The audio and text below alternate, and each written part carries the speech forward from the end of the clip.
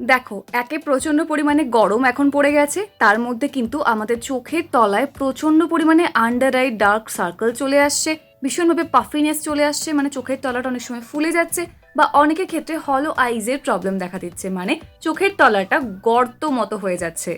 এই সব কিছুর মধ্যে কিন্তু প্রধান বিষয় হলো চোখের তলায় কালো দাগ ছোপ পড়ে যাচ্ছে। এবার এই যে আন্ডার আই ডার্ক সার্কেল, এটা পড়ার জন্য কিন্তু চোখের তলাটা দেখতেও বেশ কেমন একটা লাগছে, পুরো মুখের কালারটা একরকম অথচ চোখের চারপাশটা একরকম হয়ে যাচ্ছে।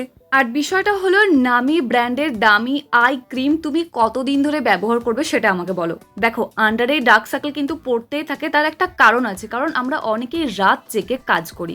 যখন কাজ করে, অনেকে ফ্রিল্যান্সিং কাজ করে, তার জন্য তাকে রাত জাগতেই হয়। সে যতই বলা হোক না কেন রাত জাগা ভালো না, রাত জাগলে এত এত প্রবলেম হয়, বাট সেটা তার জব, ফ্রিল্যান্সিং তার জব যদি হয়, তাকে তার জব করতেই হবে এবং তার পাশাপাশি ডার্ক সার্কেলও আসবে। তাই হোম রেমেডি সব থেকে পাওয়ারফুল এবং ইজি। তো এর জন্য দেখো, প্রথমেই আমাদেরকে যেটা নিতে হবে সেটা হলো কিছুটা পরিমাণে অ্যালোভেরা জেল। এখানে তোমরা যে কোনো ব্র্যান্ডের অ্যালোভেরা জেল ইউজ করতে পারো, সেক্ষেত্রে কিন্তু কোনো সমস্যা নেই, তোমার কাছে যেটা আছে সেটা ইউজ করো। শুধু খেয়াল রেখো মার্কেট বেস্ট অ্যালোভেরা জেল এখানে নিতে হবে, তার কারণ যে আই জেলটা আমরা বানাবো বা আই ক্রিমটা বানাবো তার বেস হিসেবে কিন্তু এই অ্যালোভেরা জেলটা ইউজ করা হচ্ছে। এবং তার পাশাপাশি কিন্তু অ্যালোভেরা জেলও আমাদের স্কিনকে খুব ভালো করে ময়েশ্চারাইজ রাখে, তার পাশাপাশি হাইড্রেটিং একটা এফেক্ট দেয়। তো সেই জন্য মার্কেট বেস্ট অ্যালোভেরা জেল এখানে আমাদের প্রয়োজন। সেটা তুমি যে কোনো ব্র্যান্ডে নিতে পারো, তাতে কিন্তু কোনো সমস্যা নেই। নেক্সট দেখো, এর মধ্যে আমাদেরকে যেটা অ্যাড করতে হবে সেটা হলো একটা ভাইটামিন ইর ক্যাপসুল থেকে যে অয়েলটা আছে সেটা। এখানে আমি ইভিয়নের 400 mgর একটা ক্যাপসুল নিয়েছি। তোমরা যদি 200 mgর নাও তাহলে দুটো অ্যাড করো, মানে অরেঞ্জ কালারের যেটা আসে ইভিয়নের। আদারওয়াইজ তোমরা যে কোনো ব্র্যান্ডে নিতে পারো, মোটামুটি ভাইটামিন ই একটু অয়েল হলেই হলো।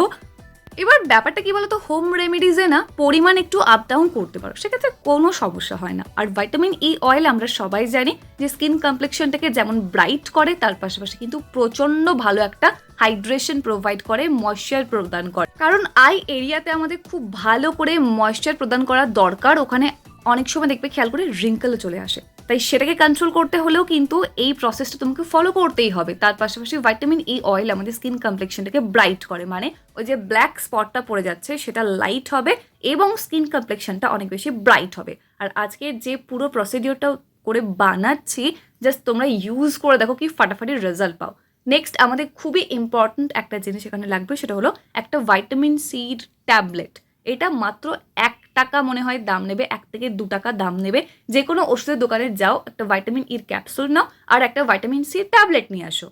দেখো, দাগ ছোপ তুলে ফেলার জন্য ভাইটামিন সি এখানে প্রচণ্ড পরিমাণে জরুরি। এবার এখানে যদি ভাইটামিন সি ট্যাবলেটটার পরিবর্তে আমি নর্মাল জাস্ট লেবুর রস ব্যবহার করতাম, সেক্ষেত্রে কিন্তু এটা প্রিজার্ভ করে রাখতে অনেক ডিফিকাল্ট প্রবলেম, মানে খুবই খুবই প্রবলেম হতো, অনেকদিন যেতও না। এখানে দেখো, ট্যাবলেটটাকে আমি ভালো করে গুঁড়ো করে নিয়েছি একদম সুন্দর করে। তো গুঁড়ো করে ভালো করে একটা একটা ইনগ্রিডিয়েন্ট কিন্তু খেয়াল করে দেখবে আমি মিক্স করতে থাকছি। মিক্স না করলে কিন্তু প্রবলেম হবে, একটা একটা করে অ্যাড করবে, একটা একটা করে মিক্স করবে। এখানে যেভাবে এই সমস্ত জিনিস অ্যাড করে ইউজ করা হচ্ছে, তাই এটা কিন্তু বেশ কয়েকদিন তুমি ফ্রিজের মধ্যে রেখে ইউজ করতে পারবে। বাট এখানে পাতিলেবুর রস অ্যাড করে বানালে মোটামুটি 2 থেকে 3 দিন পরে কিন্তু দেখবে ওটা খারাপ হয়ে যেত, অক্সিডাইজ হয়ে যেত অ্যাকচুয়ালি। সেটা ইউজ করা একদমই ঠিক না। তো সেই কারণে আমি এখানে ভাইটামিন সি ট্যাবলেটটা অ্যাড করেছি।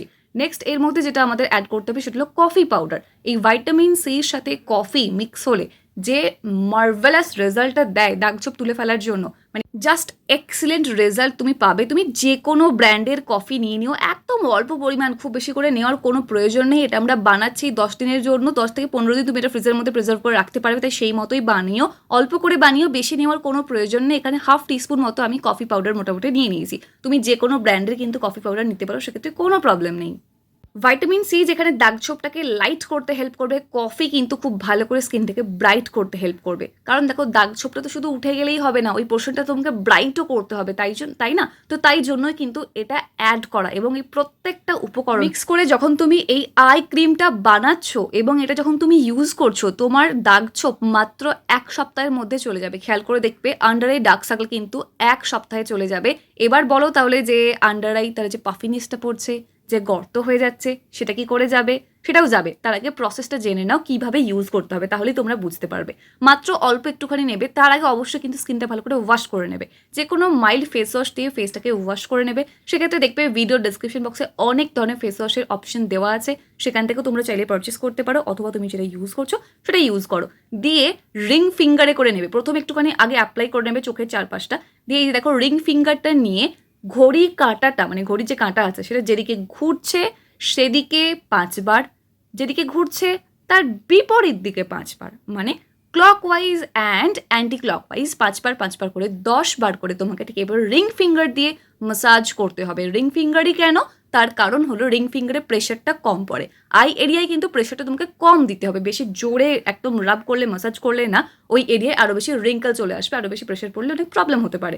তো সেই জন্য একদম আলতোভাবে মানে হালকা করে ম্যাসাজ করবে রিং ফিঙ্গার দিয়ে।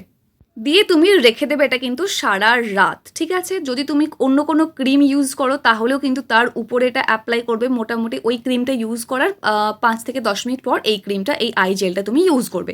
প্রত্যেক দিন কিন্তু ইউজ করবে। যদি তুমি ফেসে কোনো ক্রিম ইউজ করো আর ছাতার মাথা না করো, বাট আই এরিয়ায় কিন্তু এই ক্রিমটা তোমাকে ইউজ করতেই হবে। দিয়ে নেক্সট মর্নিংয়ে অবশ্যই ভালো করে ক্লিন করে নেবে যে কোনো একটা জেন্টেল ফেস ওয়াশ দিয়ে।